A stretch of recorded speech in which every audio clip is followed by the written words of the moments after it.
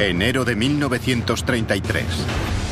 Adolf Hitler asume el poder en Alemania.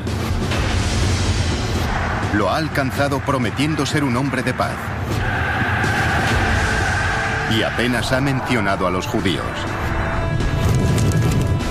Pero ahora puede perseguir su verdadero objetivo y librar a Alemania de sus enemigos seculares. Los judíos eran el enemigo interior y Hitler, el gran líder, se encargó de señalarlo. Pero no todos los alemanes lo respaldan. A muchos les repugnaba ese maltrato a los judíos. De modo que debe encontrar la forma de convencerlos para que cambien y conseguir que piensen como él. Este es el relato de cómo Hitler y los nazis manipularon a todo un país a su antojo y lo indujeron a participar en el régimen más malvado de la historia.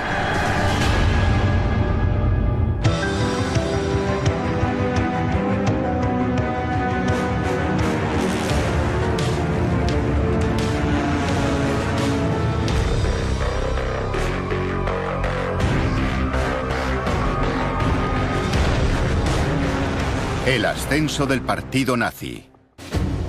En el poder. Febrero 1933. Un mes después de llegar al poder, un nervioso Adolf Hitler se acerca a las ondas. Es su primer discurso radiofónico al pueblo alemán.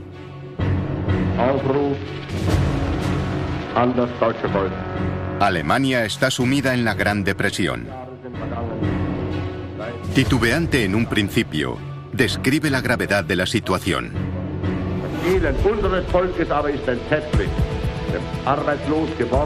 La pobreza de nuestro pueblo es una imagen terrible. Millones de personas no tienen trabajo y pasan hambre. Hitler explica que la tarea que les aguarda es enorme.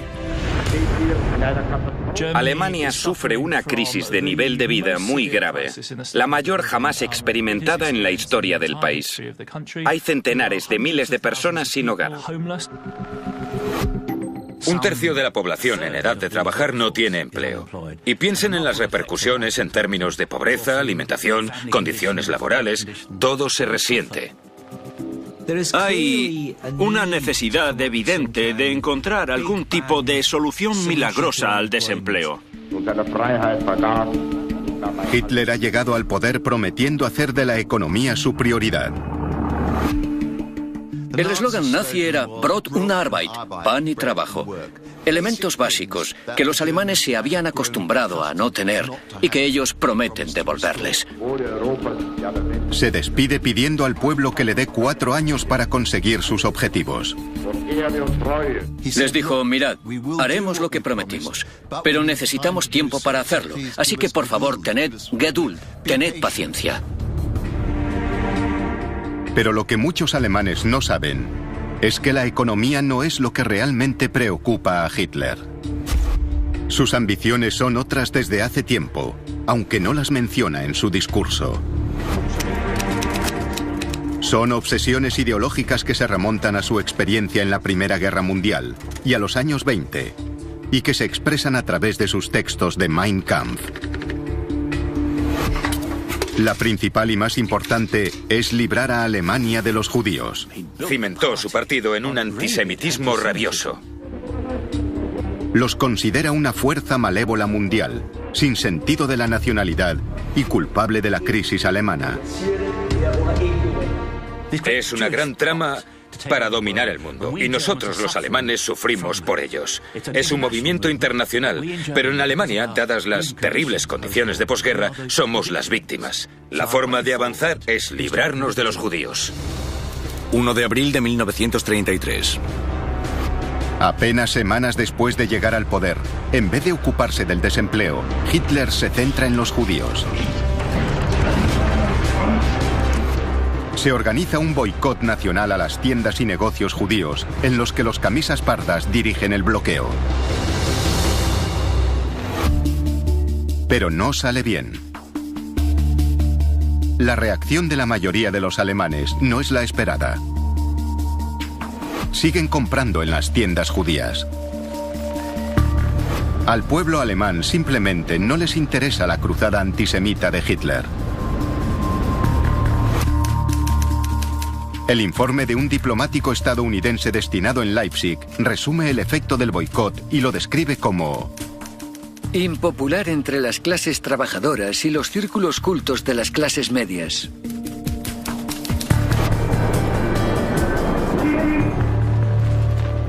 El bloqueo se desconvoca en un solo día. La lección clara para Hitler es que si quiere ganarse a los alemanes y que secunden sus ideas, primero tendrá que ganarse su confianza y hacer algo con respecto a la economía. La consecuencia de todo ello es que no volverá a mencionar a los judíos en 4 años. No es porque se haya ablandado con la cuestión judía, sino porque sabe que políticamente tiene más que ganar con una táctica más relajada que siendo duro. Sigue siendo totalmente antisemita, pero públicamente tiene cuidado de no convertirlo en un elemento fundamental de su programa. Esa táctica más blanda es solo de cara a la galería.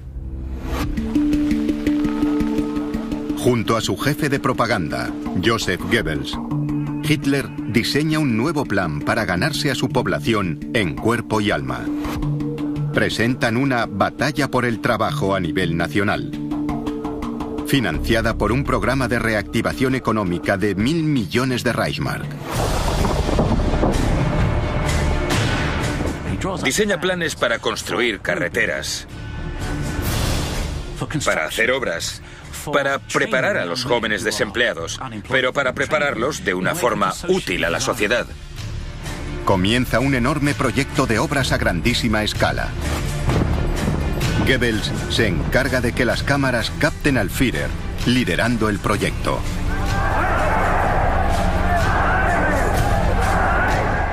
Hitler se asegura de que lo vean a pie de obra, paleando tierra. El elemento central son las Autobahn, que constituyen la columna vertebral de su campaña de propaganda. La idea es conectar Alemania con 6.000 nuevos kilómetros de relucientes carreteras. Las Autobahn son el símbolo del crecimiento. Simbolizan un pensamiento ambicioso, una apertura. Vamos a alguna parte y lo hacemos físicamente, a través de nuestras carreteras.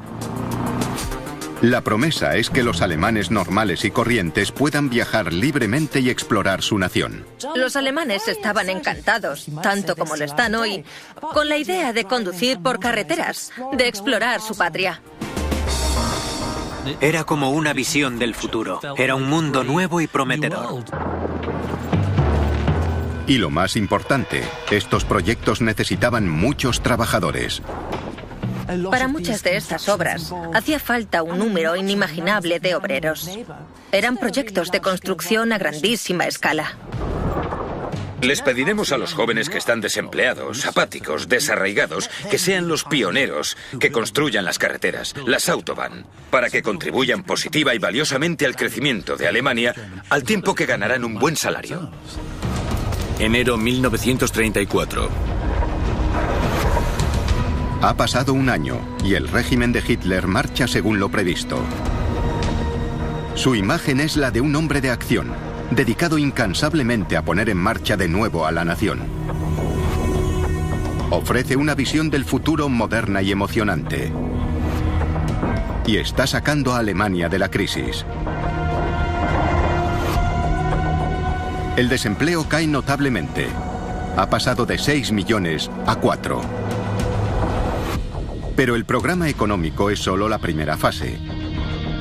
El siguiente paso es llevar el mensaje del nazismo a todos los aspectos de la vida cotidiana.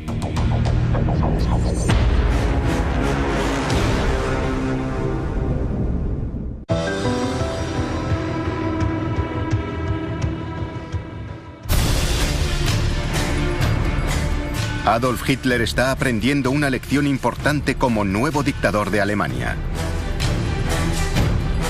Sus primeros pasos para atacar a sus enemigos, los judíos, han fracasado. Muchos alemanes no están preparados para una expresión tan cruda de antisemitismo. Hitler se da cuenta de que si quiere llevar a cabo sus planes, primero tendrá que ganarse a su pueblo en cuerpo y alma. Y para ello diseña una nueva política atrevida y clave. Se denomina Volksgemeinschaft, la comunidad del pueblo. Un proyecto de ingeniería social de proporciones épicas. Su objetivo es simple: unir a la población para que crea en el nazismo y acepte sus valores. La Volksgemeinschaft es la idea de ser un pueblo especial en una nación especial. Es una idea poderosa, que Alemania era especial, y el Volk, el pueblo, definía esa cualidad. El Volk, por lo tanto, era el término usado para describir a la mejor expresión del pueblo alemán. Hitler afirma que solo si el pueblo alemán se une y avanza al unísono, la comunidad logrará grandes cosas y encontrará la salida de la crisis. La comunidad nacional encontrará el destino que Dios le ha fijado. Esa era una de las frases favoritas de Hitler. La pronunciaba en todos sus discursos y la repetían incansablemente otros oradores clave como Goebbels. Ese sentido emotivo de unión, de compartir un espíritu comunal, de unirse en el emocionante zeitgeist de una nueva era, pero también de compartir los sacrificios de enfrentarse juntos, solidariamente, a tiempos difíciles, forma parte del espíritu comunitario que los nazis movilizan y propugnan.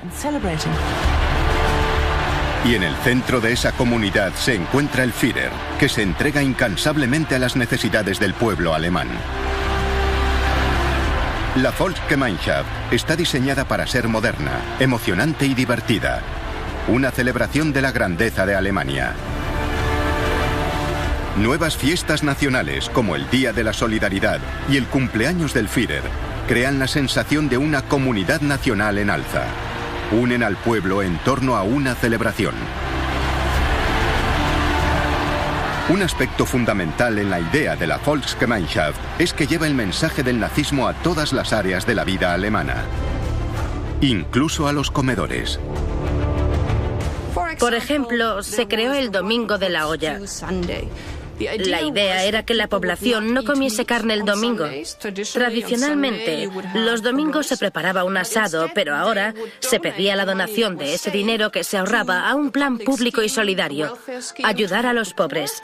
Y se organizaban congregaciones en las que la gente comía un estofado de olla sin carne. El almuerzo dominical ya no es algo familiar, sino que forma parte de un esfuerzo comunitario por la causa alemana. La idea es que las familias ya no son simples unidades individuales, sino que forman parte de una comunidad. Y el valor de los individuos no se mide individualmente, sino por su pertenencia al colectivo, por el grupo al que pertenecen. Para ayudar a crear esa Volksgemeinschaft, el partido nazi se introduce en todos los niveles de la sociedad.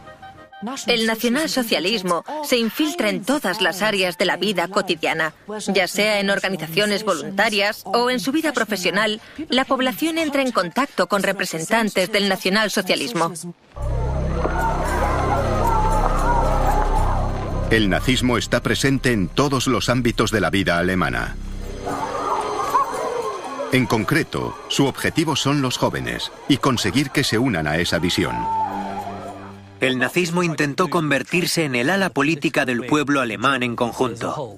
Y para hacer algo así, es posible que no consigas convencer a los mayores, pero lo que sí puedes hacer es atraer a las generaciones más jóvenes a tu movimiento. Si lo que haces es a través del partido para él, te convertirás en un buen nazi. ¿Y cuál es la mejor forma de hacer eso? No con un movimiento Boy Scout, sino unas juventudes hitlerianas. Abolió organizaciones juveniles similares, como los Boy Scouts y otros clubes religiosos católicos y protestantes, que se refundaron en las juventudes hitlerianas para niños y chicos y en la Bund Deutscher Mädchen para niñas y chicas alemanas. Básicos para el sentido de identidad comunal son los uniformes. Los uniformes son algo fantástico para unir a las personas de un grupo, para transmitirles la sensación de pertenecer a una comunidad especial. Estas nuevas organizaciones nazis son divertidas. Por primera vez, los jóvenes pueden explorar su patria y saborear la aventura. Las bodas también se nazificaron. Los recién casados recibían una copia de Mein Kampf el día de su boda.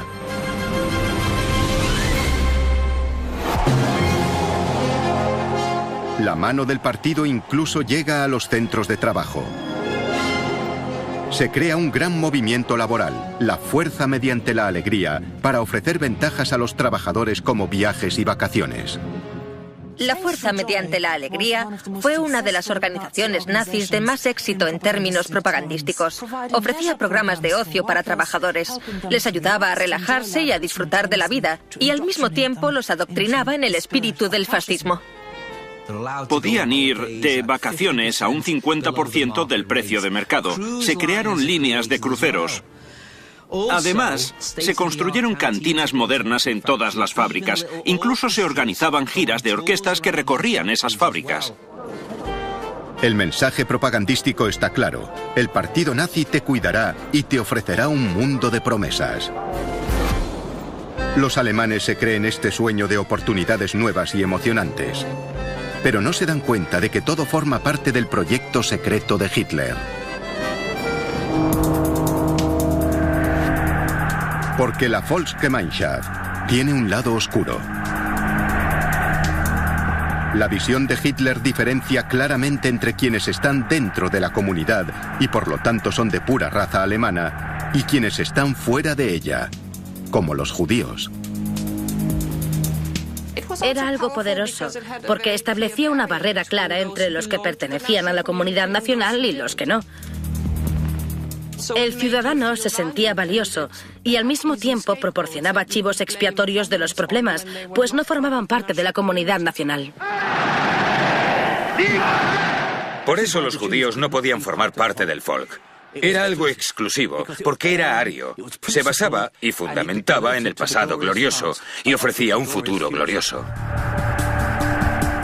La Volksgemeinschaft es la primera etapa en un lento proceso para lavar el cerebro a los alemanes y conseguir que vean a los judíos como una clase inferior. En su momento, Hitler y su círculo interno utilizarán todo esto para hacer cómplices a los alemanes de crímenes atroces. Pero por el momento, deben tener paciencia.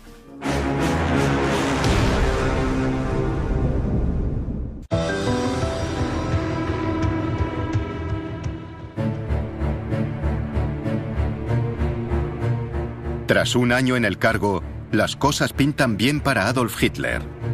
Está cambiando la situación económica, creando un modelo social nuevo para Alemania y abriendo el país gracias a las Autobahn.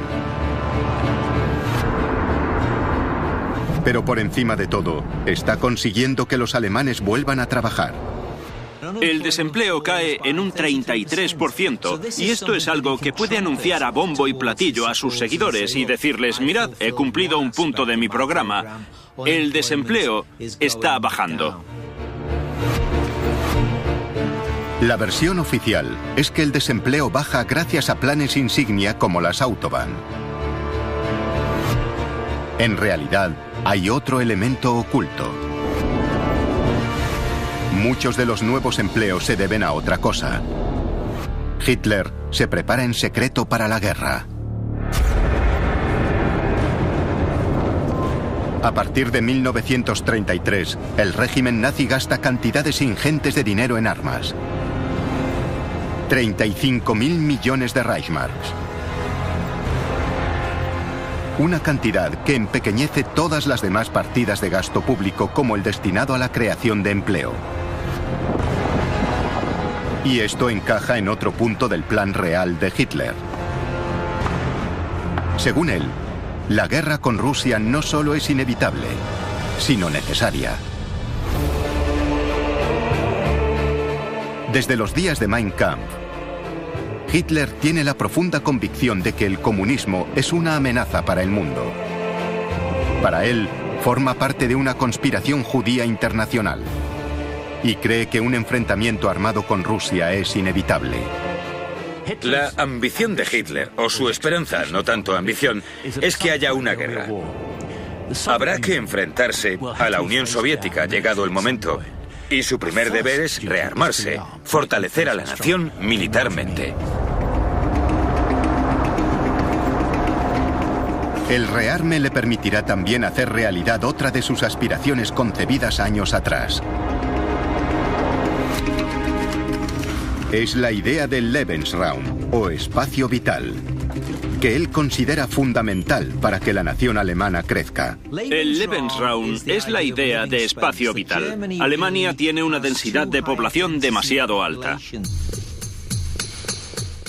Hay muchas personas ocupando un espacio muy pequeño, y eso limita el desarrollo económico del país, sobre todo de la industria, pero aún más de la agricultura.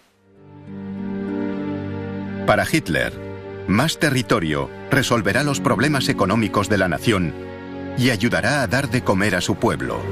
Y cree que la tierra que necesitan puede arrebatársela a quienes considera inferiores. A partir de Polonia, Europa es eslava. El este es eslavo, por lo que tenemos derecho a ocuparlo. El Lebensraum, el espacio vital que los alemanes necesitamos, lo encontraremos en el este. Como pueblo superior, podían arrebatar tierras ocupadas por pueblos inferiores.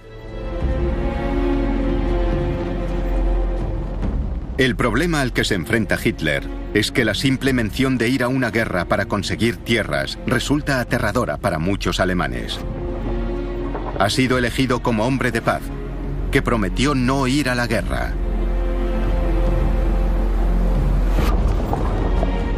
Los recuerdos de los horrores de la Primera Guerra Mundial aún están frescos en la memoria de la población. 2,4 millones de compatriotas murieron. Centenares de miles resultaron heridos.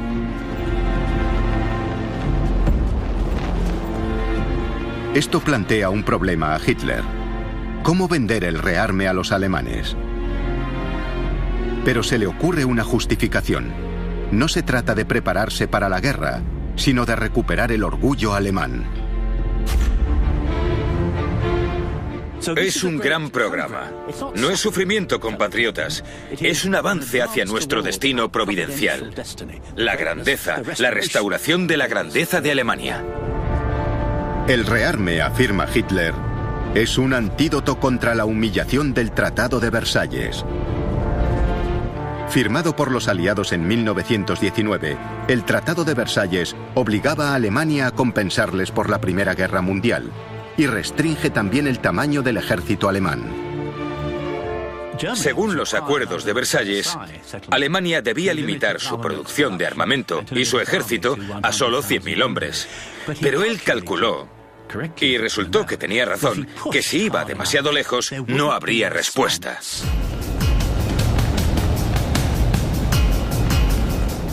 En marzo de 1935, Hitler instaura el servicio militar obligatorio. Es un desafío total al Tratado de Versalles. El ejército se dispara desde los 100.000 hombres permitidos hasta el 500.000. Y se lo permiten. Eso le hace ganar confianza. El rearme es una forma estupenda de ir saltándose restricciones. En público, sigue reafirmando ante su pueblo que no desea la guerra. Solo se rearma para mantener la paz. En un discurso pronunciado el 16 de marzo de 1935, hace una promesa muy clara. El gobierno renueva su resolución ante el pueblo alemán y ante el mundo entero de que nunca superará los límites en la protección del honor alemán y la libertad del Reich.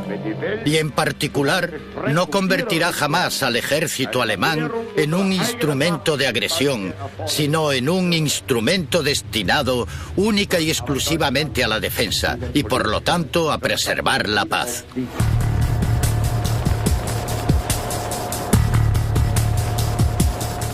Sin embargo, el rearme tiene resultados inesperados. Cuesta una fortuna y desvía recursos del pueblo alemán hacia el ejército. Los salarios son bajos y los alemanes tienen que trabajar más horas y esforzarse más que nunca. Y todo ello resta brillo al sueño tan meticulosamente construido de una comunidad nacional que colma las aspiraciones de todos. Las privaciones pueden ser enriquecedoras para el individuo, según los nazis. No veáis las privaciones como al enemigo, pero llegados a cierto punto, si pides a la población tanto esfuerzo, al final tiene que haber alguna recompensa. Hitler encarga al ministro de propaganda, Joseph Goebbels, pulsar la opinión popular. Y para ello, envía agentes secretos a escuchar conversaciones ajenas y a redactar informes. Es el único medio de encuesta eficaz de un Estado totalitario. Y lo que averigua es alarmante. Las privaciones que sufría el pueblo empezaban a pasar factura. Eran medidas impopulares, provocaban murmullos en las colas, en las tiendas y creaban una ansiedad considerable en el régimen del partido nazi. A pesar de su enorme esfuerzo por ganarse a los alemanes en cuerpo y alma, es evidente que el apoyo popular es frágil. Goebbels y Hitler deben encontrar otra forma de que el pueblo respalde a los nazis. E idean un plan para gestionar el descontento y unir a los alemanes contra el enemigo común. Culparán de las penurias económicas a los judíos. La idea del chivo expiatorio, del enemigo interno, distrae de los problemas económicos, de los problemas de desempleo que aún persisten. Y si se les culpa de la crisis, es solo por hacer justicia. No es venganza, es justicia. Los judíos recibirán lo que se merecen. Nuremberg, 1935. Concentración anual del partido nazi. Un enorme espectáculo de propaganda que se celebra cada año. Nuremberg es importante. Fue la sede de las concentraciones anuales nazis a partir de los años 20. Pero mientras se desarrolla el espectáculo, entre bastidores, se realiza un cambio de última hora en el discurso clave de la concentración. Hitler está desesperado por demostrar al partido que tiene algo que ofrecer. Y en principio iba a versar sobre política exterior, pero decide retirar ese tema y presentar uno nuevo. En cambio, esta nueva política se presenta con una batería de leyes antisemitas. Las leyes de Nuremberg se elaboran como primer gran intento de convertir a Alemania en un estado racial, que era la ambición de Hitler, y obviamente atacaban a los judíos del país. La nueva ley para la protección de la sangre y el honor prohíbe el matrimonio entre alemanes y judíos. Se prohibía a los alemanes casarse con judíos, tener relaciones sexuales con judíos. Si un alemán ya estaba casado con un judío, se le permitía y se le animaba a divorciarse sin ningún problema. Eran las teorías raciales nazis convertidas en terrible realidad. La ley de ciudadanía despoja a los judíos de la nacionalidad y los convierte en meros súbditos, frente al resto de la población. Se convierten en extranjeros legales. Sin embargo, esto provoca complicaciones inesperadas. Los alemanes realmente no podían definir quién era judío y quién no lo era, aunque llevaban años y años debatiendo la cuestión.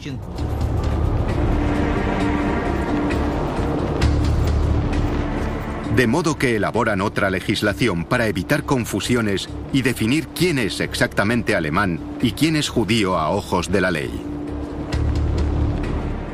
Se estipuló que todo aquel que tuviese 3 abuelos judíos, por definición era judío, y por lo tanto no tenía derecho a la ciudadanía, ni a derechos laborales, ni a derechos legales, ni siquiera a la educación.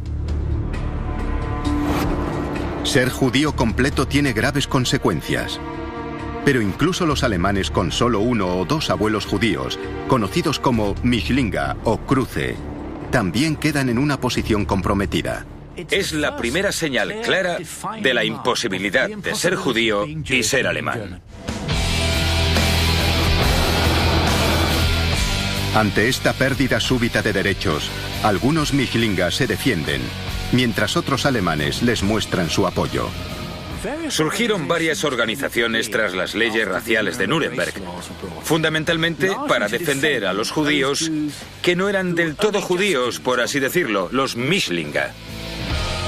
Surge la Asociación de Cristianos No Arios, que llega a alcanzar los 80.000 miembros. Hay un intento de ofrecer protección a los judíos. Es el primer intento en la Alemania nazi de crear una organización no judía que se presenta de alguna manera como fuerza protectora. En esta fase, los nazis toleran esta oposición. Pero finalmente desaparecerá, porque las leyes de Hitler son aceptadas por la mayoría de alemanes.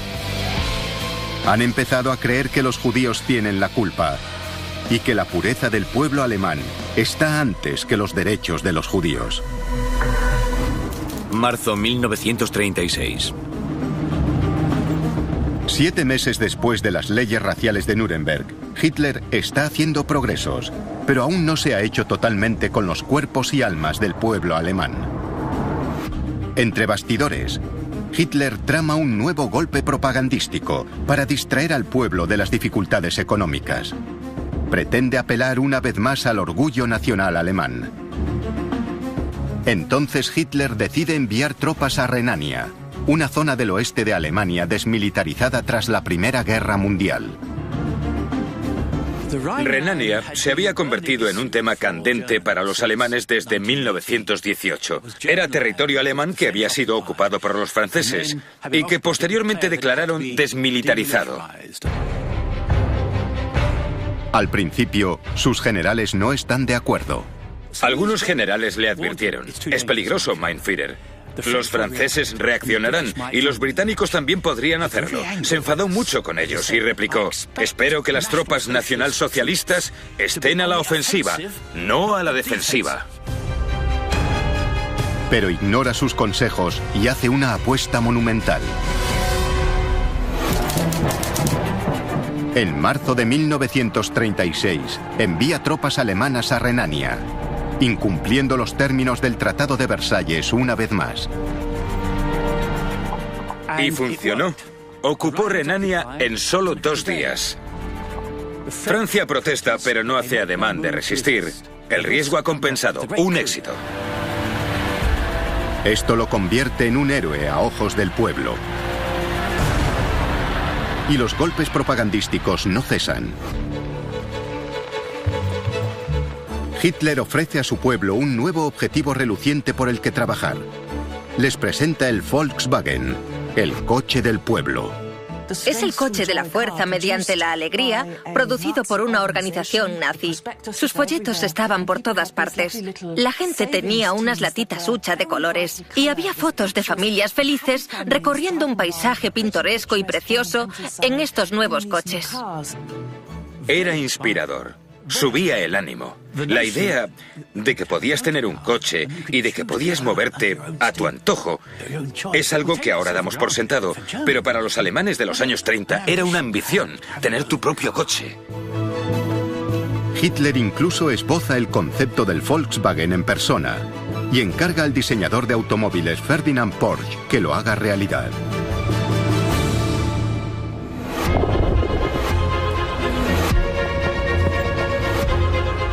Pero a pesar de todo esto, hay un peligro muy real que amenaza con hacer descarrilar todo el proyecto nazi.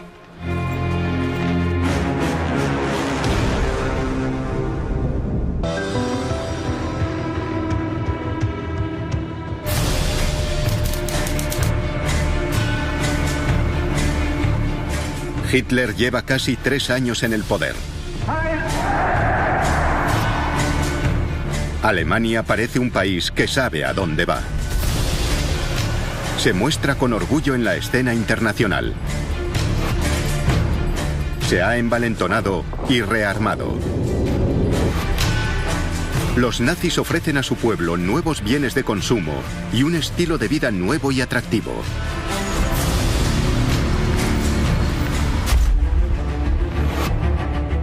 Pero entre bastidores, el país está al borde de una crisis económica.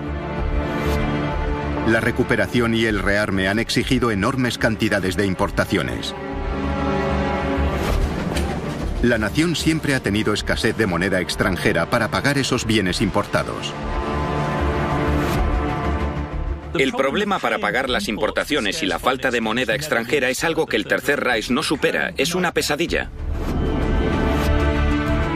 En un momento dado, las reservas de moneda extranjera han bajado a niveles de crisis y apenas queda para una semana de importaciones. La realidad de la situación económica empieza a calar entre la sociedad.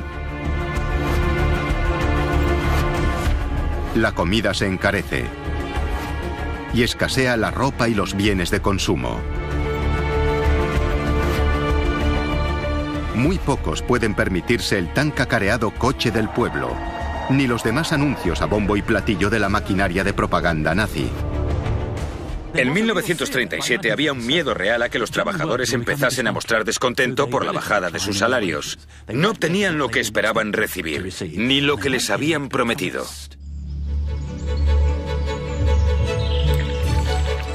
Sin embargo, hay algo que salva a Hitler y a su partido. Los acontecimientos mundiales acuden en su ayuda. En 1937, el comercio internacional empieza a repuntar. La economía mundial se recupera durante los 12 meses siguientes. Es un fenómeno mundial. La economía europea mejora y Alemania, junto al resto de países, experimenta los beneficios de esta mejoría. Esa es la suerte que tienen Hitler y los nazis. Para el círculo más íntimo de Hitler, es un gran alivio. Han pasado página. Pasan de estar al borde del colapso a que parezca que su plan funciona. Las arcas alemanas vuelven a llenarse. El Tercer Reich de nuevo puede permitirse alimentar a su pueblo. Y el desempleo llega prácticamente al cero. Hitler parece un genio de la economía.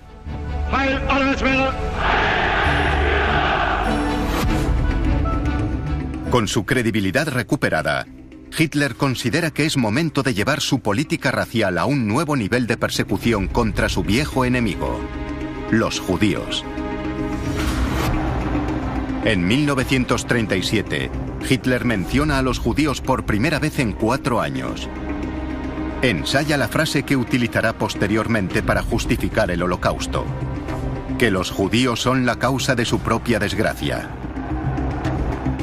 Ataca abiertamente a los judíos. Son la causa de las dificultades alemanas. Y sugiere abiertamente que los judíos recibirán su recompensa, dado que se proponen destruir los intentos del nuevo movimiento alemán, del movimiento nazi, para conseguir una Alemania mejor, para elevar a Alemania. Los judíos conspiran para destruir eso. El judío era el enemigo interno, y Hitler, el gran líder, se encargó de señalarlo. En 1938, 2 órganos clave del Estado se involucran en la legislación racial. La policía secreta y la Gestapo caen sobre los judíos. Los judíos sufren agresiones verbales. Les dejan bien claro que son antijudíos, que irán a por ellos. Se palpa la intimidación en el ambiente. Les dejan claro que son personas marcadas. Es la técnica de la Gestapo para aterrorizar. La SD hace el trabajo de inteligencia y la Gestapo proporciona a los matones. Ante tal presión, más de 250.000 judíos alemanes abandonan el país. A menudo sus posesiones y bienes son confiscados y usados para financiar el presupuesto del partido nazi. Pero la mitad de los judíos alemanes se quedan.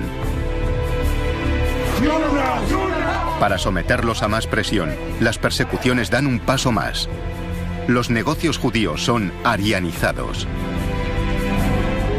El decreto para el registro de las propiedades judías excluye a los judíos de la vida económica. Se les prohíbe tener negocios. Tienen que venderlos a alemanes arios a precios de saldo. Entonces, Goebbels diseña un nuevo plan de acción que llevará todo este proceso un paso más allá. Su idea es convocar un día nacional para descargar la violencia contra los judíos. Será conocido como Reichskristallnacht. Incluso tiene la justificación perfecta: el asesinato de un diplomático alemán, Ernst von Rath. Se convirtió en la excusa perfecta para que el Estado nazi desencadenase un torrente de violencia antisemita en las ciudades alemanas. Estaba planificado, solo necesitaban un pretexto, y el asesinato fue el pretexto. Se desata un torrente de violencia.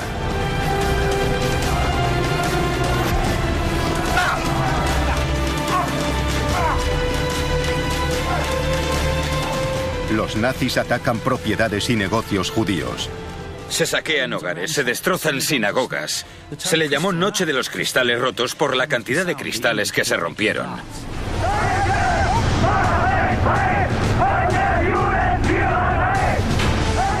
Las multitudes, azuzadas por las SS, destrozan tiendas alemanas, rompen los cristales de los locales y atacan, golpean y masacran judíos.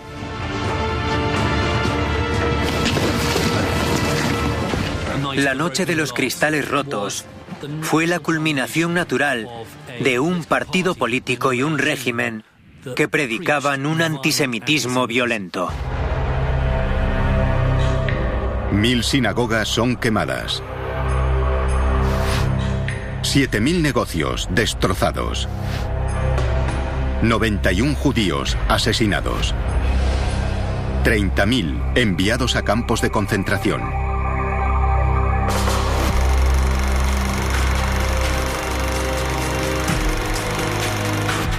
Y además, la propaganda de Goebbels hace circular la idea de que los judíos se lo han buscado.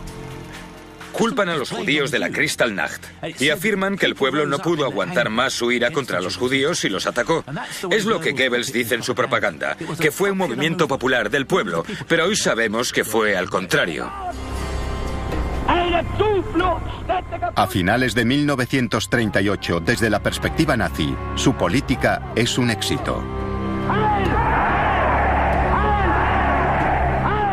Hitler se ha ganado a los alemanes en cuerpo y alma y les ha inculcado su forma de pensar. Por primera vez, Alemania ve qué significa realmente el antisemitismo de Hitler y empieza a aceptarlo. Tal vez el elemento más interesante y preocupante de aquella noche de noviembre fue la participación voluntaria de muchos civiles normales y corrientes en esos actos violentos. Fue una demostración pública de la bestialidad y odio que los nazis tenían a la población judía, y un aviso de que lo peor estaba por llegar. Por fin, Hitler tiene al pueblo alemán donde él quería. Se tiene la sensación de que esto es un nuevo amanecer, una nueva era que ofrece oportunidades para mucha gente que está encantada de asumir la violencia que acompaña a todo el proceso.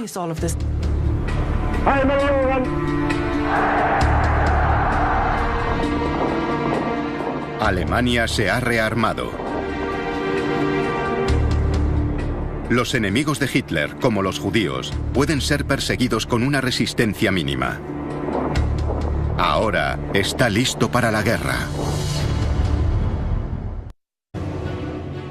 Es su primer discurso radiofónico al pueblo alemán.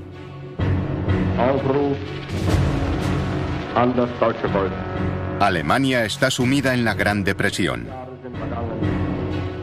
Titubeante en un principio, describe la gravedad de la situación.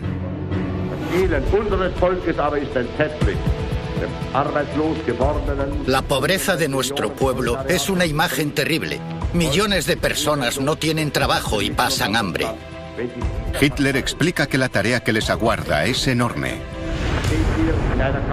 Alemania sufre una crisis de nivel de vida muy grave, la mayor jamás experimentada en la historia del país. Hay centenares de miles de personas sin hogar. Un tercio de la población en edad de trabajar no tiene empleo. Y piensen en las repercusiones en términos de pobreza, alimentación, condiciones laborales. Todo se resiente. Hay una necesidad evidente de encontrar algún tipo de solución milagrosa al desempleo. Hitler ha llegado al poder prometiendo hacer de la economía su prioridad. El eslogan nazi era Brot und Arbeit, pan y trabajo. Elementos básicos que los alemanes se habían acostumbrado a no tener y que ellos prometen devolverles. Se despide pidiendo al pueblo que le dé 4 años para conseguir sus objetivos. Les dijo, mirad, haremos lo que prometimos, pero necesitamos tiempo para hacerlo. Así que por favor, tened Geduld, tened paciencia. Pero lo que muchos alemanes no saben es que la economía no es lo que realmente preocupa a Hitler. Sus ambiciones son otras desde hace tiempo, aunque no las menciona en su discurso. Son obsesiones ideológicas que se remontan a su experiencia en la Primera Guerra Mundial y a los años 20, y que se expresan a través de sus textos de Mein Kampf. La principal y más importante es librar a Alemania de los judíos. Cimentó su partido en un antisemitismo rabioso. Los considera una fuerza malévola mundial, sin sentido de la nacionalidad y culpable de la crisis alemana. Es una gran trama para dominar el mundo, y nosotros los alemanes sufrimos por ellos. Es un movimiento internacional, pero en Alemania, dadas las terribles condiciones de posguerra, somos las víctimas. La forma de avanzar es librarnos de los judíos. 1 de abril de 1933. Apenas semanas después de llegar al poder, en vez de ocuparse del desempleo, Hitler se centra en los judíos. Se organiza un boicot. Con su credibilidad recuperada, Hitler considera que es momento de llevar su política racial a un nuevo nivel de persecución contra su viejo enemigo, los judíos. En 1937, Hitler menciona a los judíos por primera vez en 4 años. Ensaya la frase que utilizará posteriormente para justificar el Holocausto: que los judíos son la causa de su propia desgracia. Ataca abiertamente a los judíos. Son la causa de las dificultades alemanas. Y sugiere abiertamente que los judíos recibirán su recompensa, dado que se proponen destruir los intentos del nuevo movimiento alemán, del movimiento nazi, para conseguir una Alemania mejor, para elevar a Alemania. Los judíos conspiran para destruir eso. El judío era el enemigo interno, y Hitler, el gran líder, se encargó de señalarlo. En 1938, 2 órganos clave del Estado se involucran en la legislación racial. La policía secreta y la Gestapo caen sobre los judíos. Los judíos sufren agresiones verbales. Les dejan bien claro que son antijudíos, que irán a por ellos. Se palpa la intimidación en el ambiente. Les dejan claro que son personas marcadas. Es la técnica de la Gestapo para aterrorizar. La SD hace el trabajo de inteligencia y la Gestapo proporciona a los matones. Ante tal presión, más de 250.000 judíos alemanes abandonan el país. A menudo sus posesiones y bienes son confiscados y usados para financiar el presupuesto del partido nazi. Pero la mitad de los judíos alemanes se quedan. Para someterlos a más presión, las persecuciones dan un paso más. Los negocios judíos son arianizados. El decreto para el registro de las propiedades judías excluye a los judíos de la vida económica. Se les prohíbe tener negocios. Tienen que venderlos a alemanes arios a precios de saldo. Entonces, Goebbels diseña un nuevo plan de acción que llevará todo este proceso un paso más allá. Su idea es convocar un día nacional para descargar la violencia contra los judíos. Será conocido como Reichskristallnacht. Incluso tiene la justificación perfecta: el asesinato de un diplomático alemán, Ernst von Rath. Se convirtió en la excusa perfecta para que el desempleo está bajando.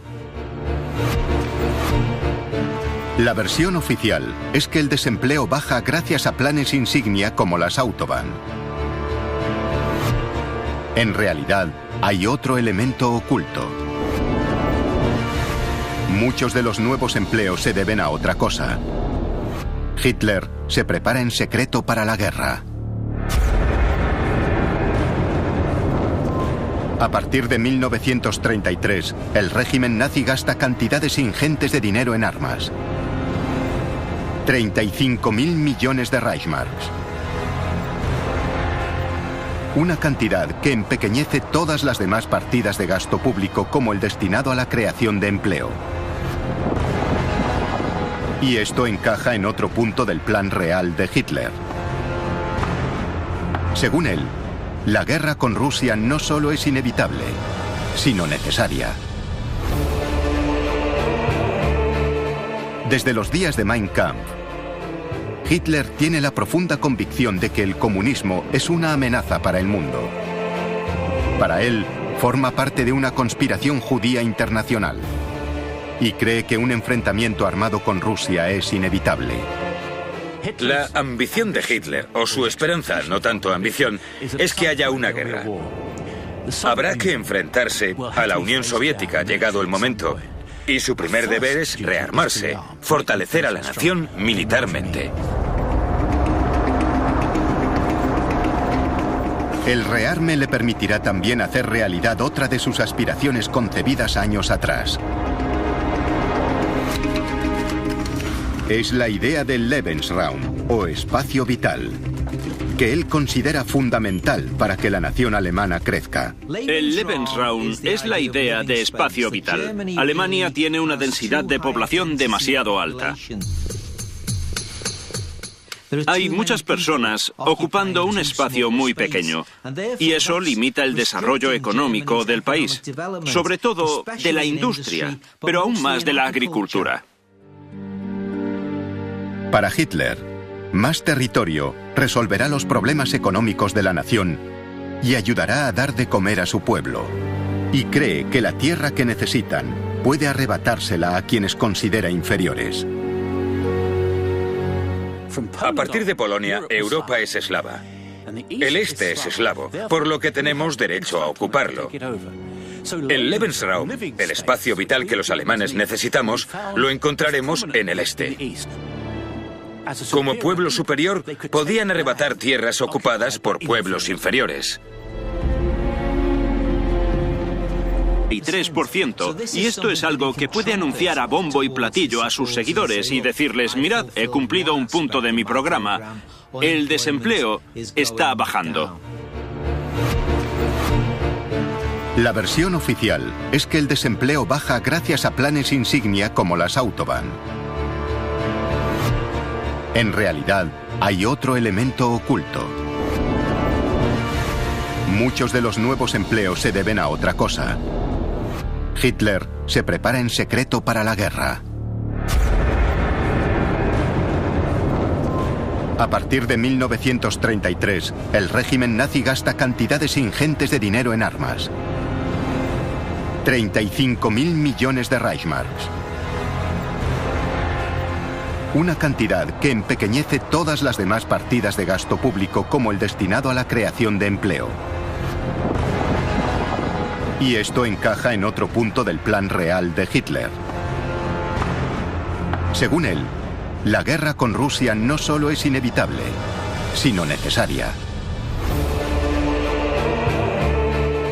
Desde los días de Mein Kampf, Hitler tiene la profunda convicción de que el comunismo es una amenaza para el mundo. Para él, forma parte de una conspiración judía internacional y cree que un enfrentamiento armado con Rusia es inevitable. La ambición de Hitler, o su esperanza, no tanto ambición, es que haya una guerra. Habrá que enfrentarse a la Unión Soviética, llegado el momento. Y su primer deber es rearmarse, fortalecer a la nación militarmente. El rearme le permitirá también hacer realidad otra de sus aspiraciones concebidas años atrás. Es la idea del Lebensraum, o espacio vital, que él considera fundamental para que la nación alemana crezca. El Lebensraum es la idea de espacio vital. Alemania tiene una densidad de población demasiado alta. Hay muchas personas ocupando un espacio muy pequeño y eso limita el desarrollo económico del país, sobre todo de la industria, pero aún más de la agricultura. Para Hitler, más territorio resolverá los problemas económicos de la nación y ayudará a dar de comer a su pueblo.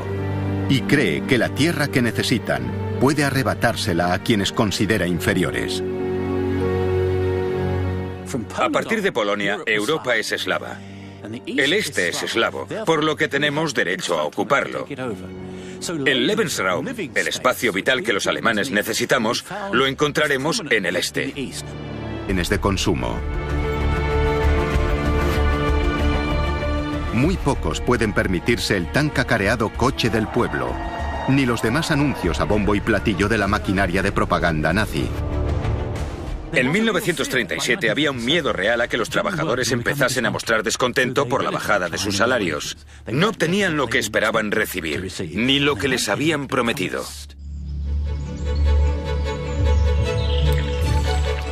Sin embargo, hay algo que salva a Hitler y a su partido. Los acontecimientos mundiales acuden en su ayuda. En 1937, el comercio internacional empieza a repuntar. La economía mundial se recupera durante los 12 meses siguientes. Es un fenómeno mundial. La economía europea mejora y Alemania, junto al resto de países, experimenta los beneficios de esta mejoría. Esa es la suerte que tienen Hitler y los nazis. Para el círculo más íntimo de Hitler, es un gran alivio. Han pasado página. Pasan de estar al borde del colapso a que parezca que su plan funciona. Las arcas alemanas vuelven a llenarse. El Tercer Reich de nuevo puede permitirse alimentar a su pueblo. Y el desempleo llega prácticamente al cero. Hitler parece un genio de la economía.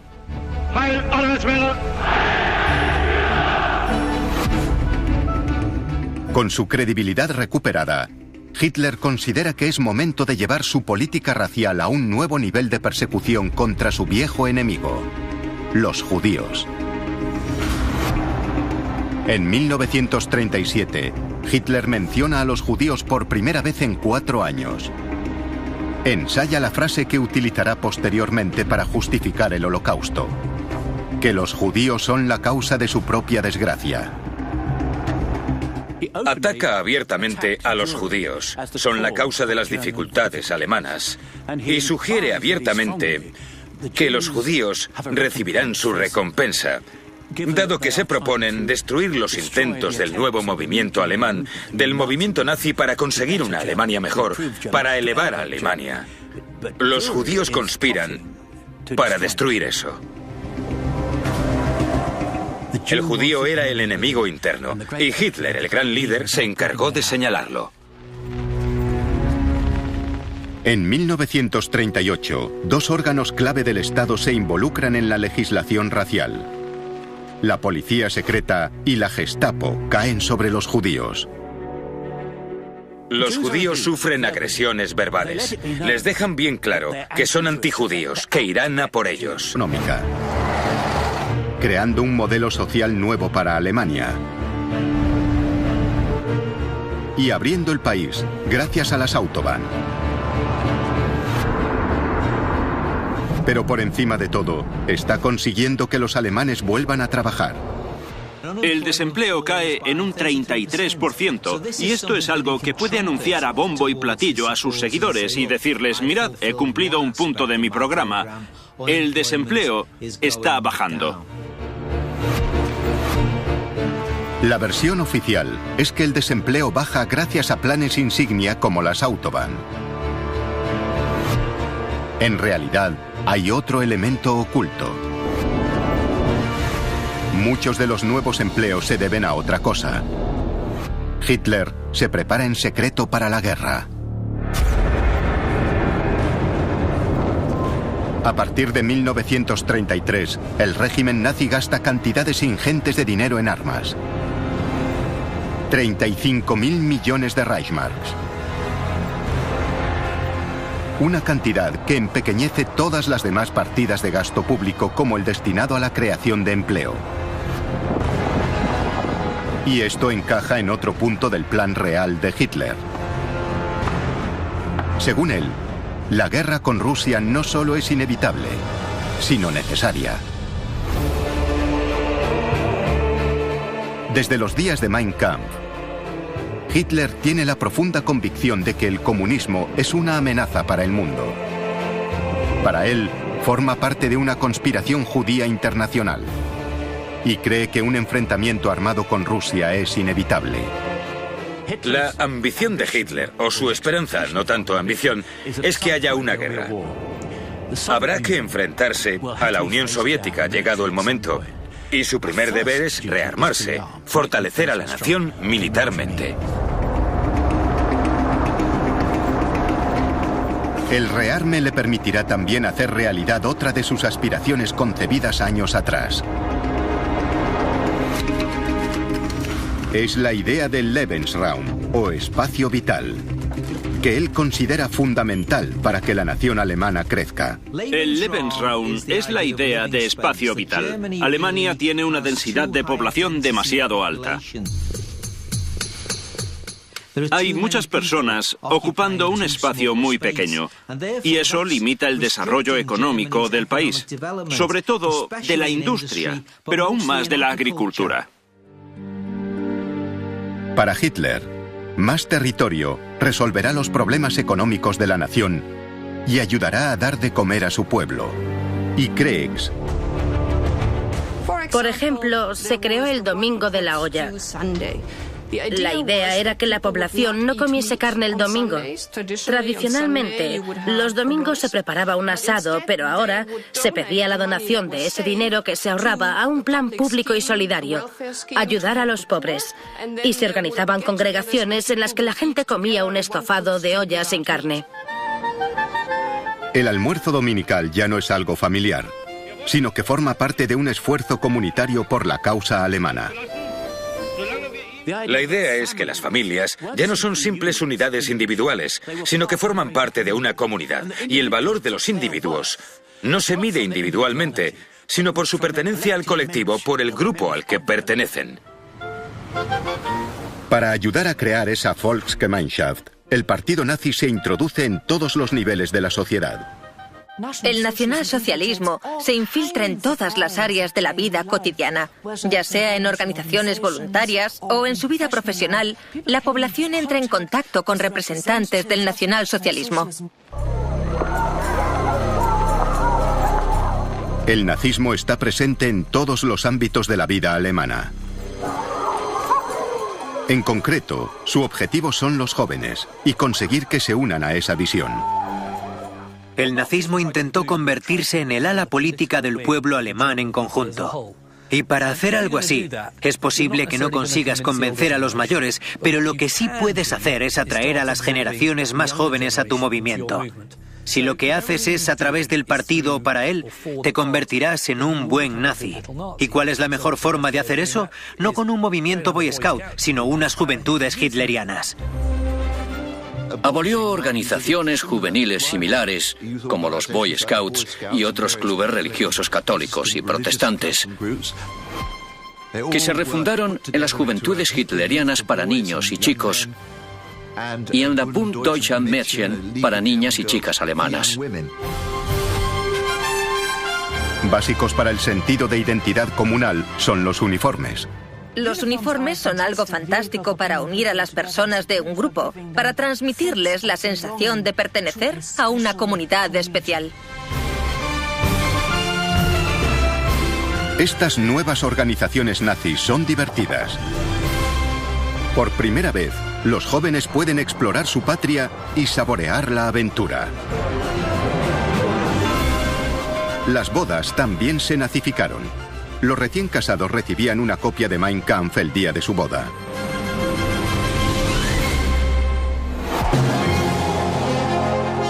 La mano del partido incluso llega a los centros de trabajo. Las privaciones que sufría el pueblo empezaban a pasar factura. Eran medidas impopulares, provocaban murmullos en las colas, en las tiendas y creaban una ansiedad considerable en el régimen del partido nazi. A pesar de su enorme esfuerzo por ganarse a los alemanes en cuerpo y alma, es evidente que el apoyo popular es frágil. Goebbels y Hitler deben encontrar otra forma de que el pueblo respalde a los nazis. E idean un plan para gestionar el descontento y unir a los alemanes contra el enemigo común. Culparán de las penurias económicas a los judíos. La idea del chivo expiatorio, del enemigo interno, distrae de los problemas económicos, de los problemas de desempleo que aún persisten. Y si se les culpa de la crisis, es solo por hacer justicia. No es venganza, es justicia. Los judíos recibirán lo que se merecen. Nuremberg, 1935. Concentración anual del partido nazi. Un enorme espectáculo de propaganda que se celebra cada año. Nuremberg es importante. Fue la sede de las concentraciones anuales nazis a partir de los años 20. Pero mientras se desarrolla el espectáculo, entre bastidores, se realiza un cambio de última hora en el discurso clave de la concentración. Hitler está desesperado por demostrar al partido que tiene algo que ofrecer. Y en principio iba a versar sobre política exterior, pero decide retirar ese tema y presentar uno nuevo. En cambio, esta nueva política se presenta con una batería de leyes antisemitas. Las leyes de Nuremberg se elaboran como primer gran intento de convertir a Alemania en un estado racial, que era la ambición de Hitler, y obviamente atacaban a los judíos del país. La nueva ley para la protección de la sangre y el honor prohíbe el matrimonio entre alemanes y judíos. Se prohibía a los alemanes casarse con judíos, tener relaciones sexuales con judíos. Si un alemán ya estaba casado con un judío, se le permitía y se le animaba a divorciarse sin ningún problema. Eran las teorías raciales nazis convertidas en terrible realidad. La ley de ciudadanía despoja a los judíos de la nacionalidad y los convierte en meros súbditos, frente al resto de la población. Se convierten en extranjeros legales. Sin embargo, uniformes. Los uniformes son algo fantástico para unir a las personas de un grupo, para transmitirles la sensación de pertenecer a una comunidad especial. Estas nuevas organizaciones nazis son divertidas. Por primera vez, los jóvenes pueden explorar su patria y saborear la aventura. Las bodas también se nazificaron. Los recién casados recibían una copia de Mein Kampf el día de su boda.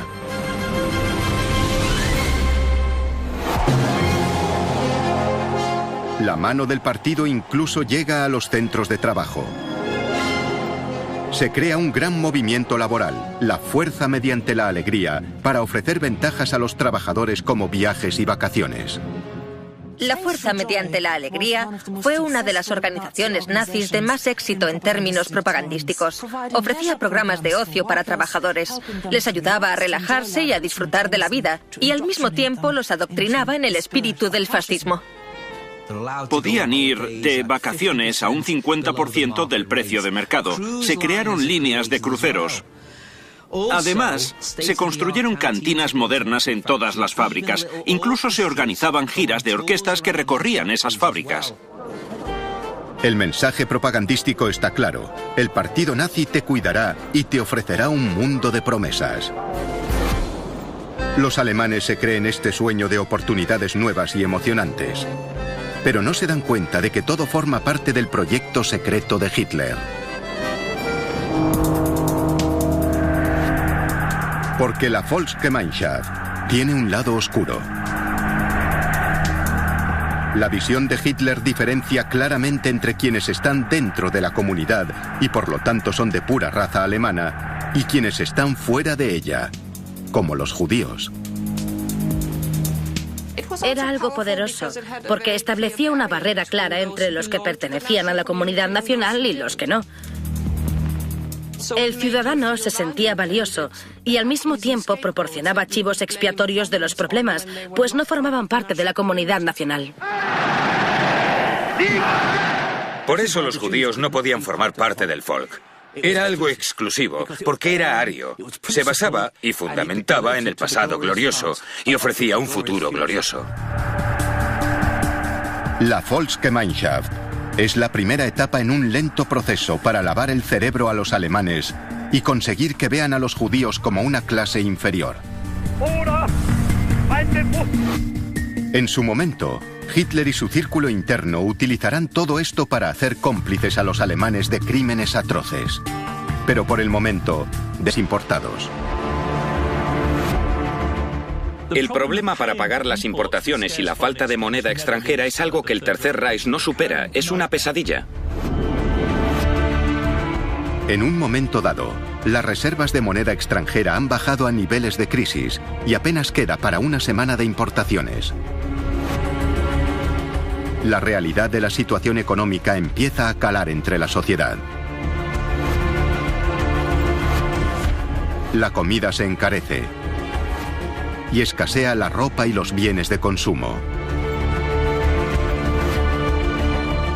Muy pocos pueden permitirse el tan cacareado coche del pueblo, ni los demás anuncios a bombo y platillo de la maquinaria de propaganda nazi. En 1937 había un miedo real a que los trabajadores empezasen a mostrar descontento por la bajada de sus salarios. No obtenían lo que esperaban recibir, ni lo que les habían prometido.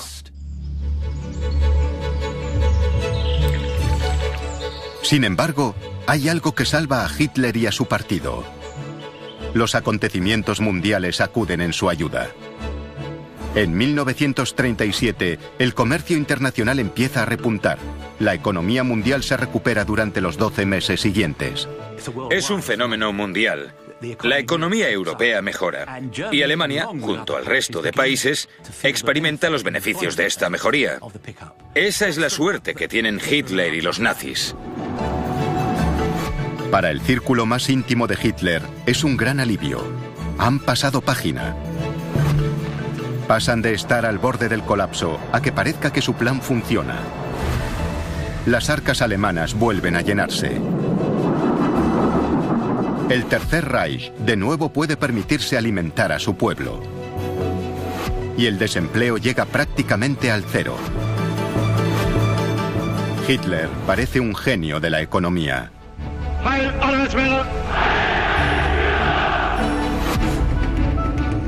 Con su credibilidad recuperada, Hitler considera que es momento de llevar su política racial a un nuevo nivel de persecución contra su viejo enemigo, los judíos. En 1937, Hitler menciona a los judíos por primera vez en 4 años. Ensaya la frase que utilizará posteriormente para justificar el Holocausto: que los judíos son la causa de su propia desgracia. Ataca abiertamente a los judíos. Son la causa de las dificultades alemanas. Y sugiere abiertamente que los judíos recibirán su recompensa, dado que se proponen destruir los intentos del nuevo movimiento alemán, del movimiento nazi, para conseguir una Alemania mejor.